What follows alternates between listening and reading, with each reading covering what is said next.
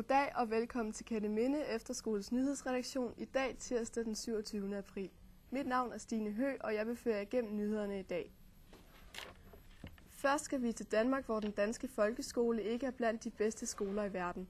Det skyldes i stor grad, at der bliver aflyst flere og flere skoletimer. De seneste par dage har Berlingske Tidende kunnet fortælle, at en tredjedel af alle danske skoleelever får færre timer, end den danske lov påkræver, man skal have. Især de københavnske skoleelever må leve med, at der hver uge kommer 4-5 vikar- eller aflyste timer.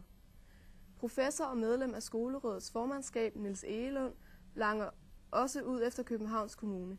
Han udtaler til Berlingske Tidende, at det er en skændsel, når man må aflyse så mange timer eller sætte vikarer på. Selvfølgelig kan det ske, at en lærer bliver syg, men Københavns Kommune bør se på arbejdsmiljøet grundigt efter og undersøge, hvad der er galt. Vi skal videre til Marokko, hvor et terrornetværk bestående af 24 er blevet optrevlet. De vil ramme sikkerhedstjenesten og udenlandske interesser i Marokko. Gruppen har ifølge Indenrigsministeriet forbindelse til Al-Qaida. Marokkos sikkerhedstjeneste har fundet frem til en terrorgruppe, som angiveligt var ved at forberede et terrorangreb i landet, oplyser Indenrigsministeriet i Rabat. Gruppen hyrer marokkanske statsborgere for at sende dem til konfliktområder i Mellemøsten, oplyser ministeriet til det statslige nyhedsbureau MAP. Og fra Marokko til Daniel, har du noget sport til os? Ja, Bayern München er nu ved at være klar til Champions League semifinalen mod Lyon. Men det kan dog være, at det bliver svært, da de helst skal undgå, at der går mål ind mod dem. Specielt da de er ved at være løbet tør for forsvarsspillere, og de helst skal undgå, at der går mål ind mod dem. Det værste skete dog mod Borussia Mönchengladbach, da Bayern Münchens forsvarsspillere udgik med skader. Daniel Pranchnik kan desværre for klubben heller ikke være med på grund af karantæne. Han spillede den defensive midtbane. Bayern har dog lidt hjælp i den forstand, at Lyons forsvarsspiller Chris måske er ude på grund af skader. Men lægerne siger, at han formentlig er klar til kampen i aften. Der er også lige den fordel, at Bayern München vandt på udebane i sidste uge 1-0. Jeg er ved at være sulten. Tilbage til dig, Stine. Tak, Daniel. Sjovt, du siger det. Vi skal til København, hvor Danmark igen kan blive anerkendt for at være en del af verdensklassen. Noma Restaurant, som betyder nordisk mad på Christianshavn, er i går blevet kåret til verdens bedste restaurant af det engelske madmagasin Restaurant. Da vinderen skulle kåres, anerkendte madeksperterne en stolt René Redzepi, som udtaler, at de har arbejdet hårdt og fokuseret på at opnå hæder internationalt. Da restauranten åbnede i 2003, var der ingen, der havde troet, det her kunne ske, da restauranten har haft det hårdt på grund af Københavns dårlige ry inden for gastronomi.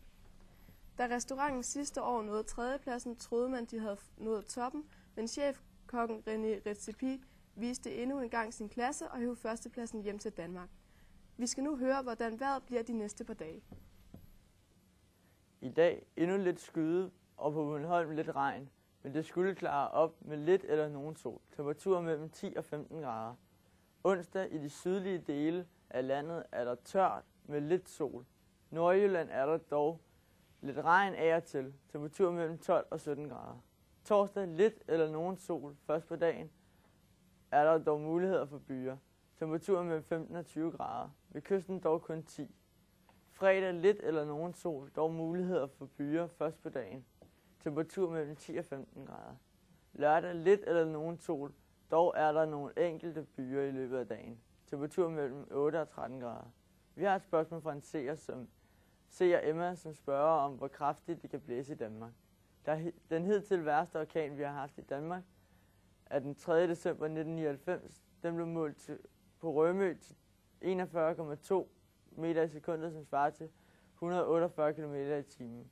Grænsen til orkanen ligger ved 33 meter i sekundet, svarende til 117 km i timen. Tilbage til Stine.